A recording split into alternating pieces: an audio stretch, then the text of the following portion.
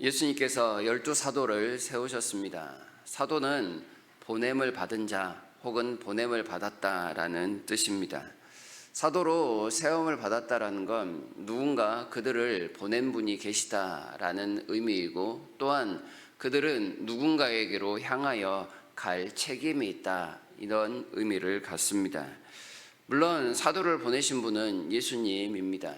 그리고 사도들이 가서 만나야 될 사람들은 이스라엘 집에 잃어버린 양이라고 분명하게 밝히고 있습니다. 사도는 매우 목적지향적인 사람입니다. 왕의 명령을 받아 전달할 사자와 같이 그 명령을 받은 사람을 찾아내어 그에게 하나님의 명령을 전하는 것, 그것이 사도가 감당해야 될 책임이자 사명입니다. 사도들에게 있어서 그렇다면 가장 중요한 게 무엇이겠습니까? 너무나도 당연하게 가는 것입니다. 명령을 받고서도 가지 않는다? 그건 사도로서의 자격이 없다는 뜻이 될 것입니다. 사도가 가지고 있는 권위는 그를 보내신 예수님께 분명히 있을 것입니다. 예수님의 이름으로 나아가고 예수님의 말씀을 전하기에 사도는 예수님의 대신이 됩니다. 사도들을 통해서 주의 복음이 전파된다면 그것은 예수 그리스도의 구원이며 또한 예수 그리스도를 향한 모든 것이 됩니다. 오직 예수님의 말씀과 구원만이, 복음만이 세상 사람들을 구원한다라는 그런 사실을 전파하고 있습니다. 사도는 5절과 6절에서 이야기하고 있는 것처럼 그가 가는 대상이 너무나도 분명합니다. 이방인의 길로도 가지 말고 사마리아인의 고을에도 들어가지 말고 오히려 이스라엘 집에 잃어버린 양에게로 가라. 이스라엘 집에 잃어버린 양이 사도들이 가서 만나야 될 사람들입니다. 이스라엘이 복음의 우선순위를 가졌다라는 말입니다. 사마리아인이나 이방인들이 복음에서 완전히 배제가 되었다라고 생각해서는 안 될 것입니다. 이스라엘이 먼저 언약을 받은 대상이기에 하나님께서 복음의 우선권을 주신 것이지, 그리고 이 이스라엘을 통해서 이방인과 사마리아도 함께 복음을 듣게 된다라는 그런 의미입니다. 이스라엘이 우수하거나 뛰어나다라는 의미가 아니므로 이스라엘은 당연히 교만해서는 안 될 것입니다. 예수께서 부활하신 이후에 보게 되면 이 이방인과 사마리아 사람들 역시도 복음의 대상으로 편입됨을 볼 수 있습니다. 우리가 익히 들어왔던 예수님의 대위명령이라고 하는 마태복음 28장 19절에 그러므로 너희는 가서 모든 민족을 제자로 삼아라고 했을 때, 이때부터는 이방인, 사마리아 모든 사람들이 다 복음을 듣고 구원받아야 될 대상으로 편입되고 있음을 기억해야 합니다. 예수님께서 사도들을 향해서 이스라엘 집에 잃어버린 양에게로 가라 하신 것은 예수님께서 이 이스라엘의 왕으로 오셨다라는 사실을 말하고자 함도 있습니다. 마태는 이 이스라엘 사람들, 왕으로 오신 예수 그리스도를 전파하기 위하여 이 복음서를 썼다고 합니다. 다시 말해서 잃어버린 양들은 바로 이스라엘 사람들이며 이들을 구원할 목자와 같은 분이 예수 그리스도시다라고 말씀하고 있는 겁니다. 그리고 또한 이스라엘 집에 잃어버린 양이라는 표현은 굳이 이스라엘 혹은 이렇게 간단하게 말하지 않은 것은 그들의 현재 상태를 보여주는 것이라 말할 수 있을 것입니다.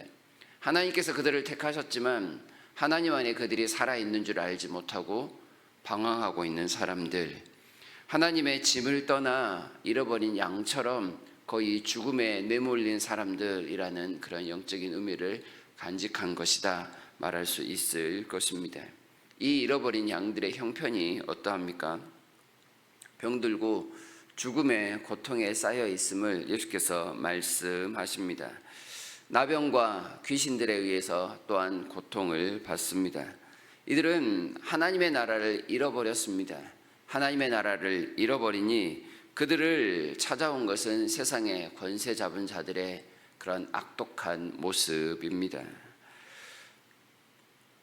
그들이 하나님의 나라를 다시금 회복을 해야만 병이 낫고 죽은 자가 살아나기도 하며 또한 나병이 치유되고 귀신이 떠나갈 것입니다. 예수께서 오셔서 행하시는 그 모든 놀라운 치유 사건은 하나님의 나라가 다시금 이 잃어버린 사람들에게 회복되었다라는 것을 보여주는 증거들이 될 것입니다.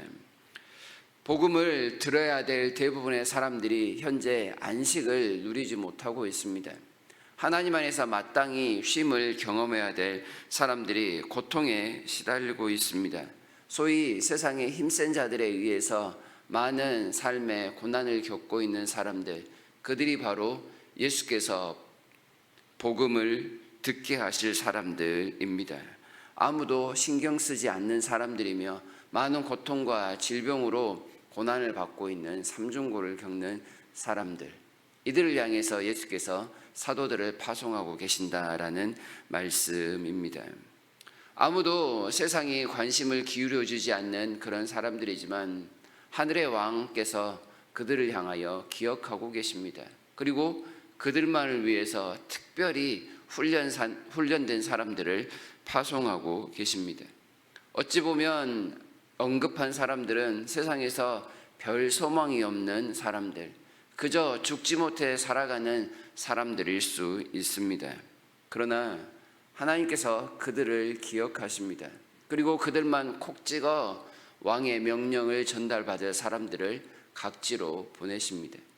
그들이 그 왕의 명령을 받아들일 때 그들은 하나님의 나라를 경험합니다. 그들의 모든 질병과 모든 삶의 질고가 회복되기도 합니다. 그리고 왕의 명령을 받아드는 순간 그들은 하나님 나라의 백성, 하나님의 자녀가 됩니다.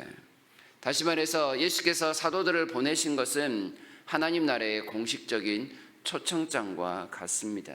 세상에 산 소망을 가지고 살아가도록, 어떠한 세상의 모습 속에서도 하나님의 나라를 경험하며 이기는 삶을 살아가도록 하나님께서 주시는 특권인 것입니다.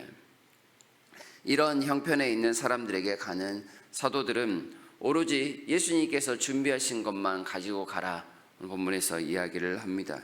금이나 은이나 동, 이런 돈을 가질 필요가 없습니다. 두 벌 옷이나 신발이나 지팡이 등 아무것도 필요하지 않습니다. 하나님께서 공급하실 것이기 때문입니다. 그리하여 사람들에게 가서 그들이 주면 먹고 주지 않으면 다른 곳으로 가서 줄 만한 사람들을 찾아내야 합니다. 주님의 복음을 전하는 것이므로 거저 받았으니 거저 주라는 그 명령을 철저히 실천해야 할 것입니다. 그들은 그저 명령 전달자일 뿐입니다. 집에 들어가면서 평안을 빕니다. 그들이 평안을 받을 만한 자격이 되면 그 평안이 그들을 온전히 붙들 것이지만 그 평안을 거부한다면 그 거부한 책임과 함께 영영 하나님의 나라를 잃어버리게 될 것입니다. 이러한 사도들의 모습은 예수께서 이 세상 가운데 오셨음을 간접적으로 드러내주는 모습입니다.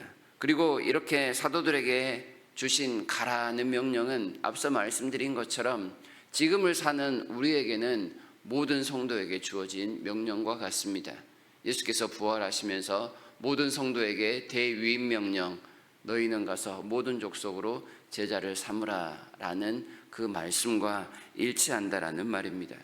앞서 이야기하고 있는 사도들에 대한 모든 명령이 이 예수님의 명령을, 대위임 명령을 통하여 우리도 그렇게 살아야 한다라는 뜻이 되는 겁니다. 우리가 현재를 살아가는 직접적인 사도는 아니지만 사도처럼 누군가에게로 가야 합니다. 어디에서 어떻게 고난을 당하고 힘들어하는 사람이 숨어 있을지 모르기에 무조건 복음 들고 가서 전하는 것, 오늘을 살아가는 우리의 사명이 됩니다. 지금까지 훈련을 받았다면 이제는 현장에 나아가 실습해야 한다는 그런 뜻입니다. 이스라엘 집에 아직도 잃어버린 양들이 많을 것입니다. 우리 가장 가까운 곳에도 있을 수 있고 우리가 오늘 만나는 우연한 사람 속에서도 그들을 찾을 수 있을 것입니다. 그러나 가장 중요한 것은 가라는 명령입니다. 가서 전달하는 것, 그것이 우리의 책임인 줄 알고 오늘도 주의 명령을 따라 가기 위하여 또한 다짐하고 준비하는 일들을 감당해야 하겠습니다. 하나님의 평강이 복음 들고 가는 모두에게 임하실 것입니다. 하나님의 명령을 따라 살아가는 일에 오늘도 결단하시고 또한 그 명령을 수행하기 위하여 보다 더 적극적으로 오늘 하루를 살아가는 저와 여러분 모두가 될 수 있기를 주님의 이름으로 축복합니다.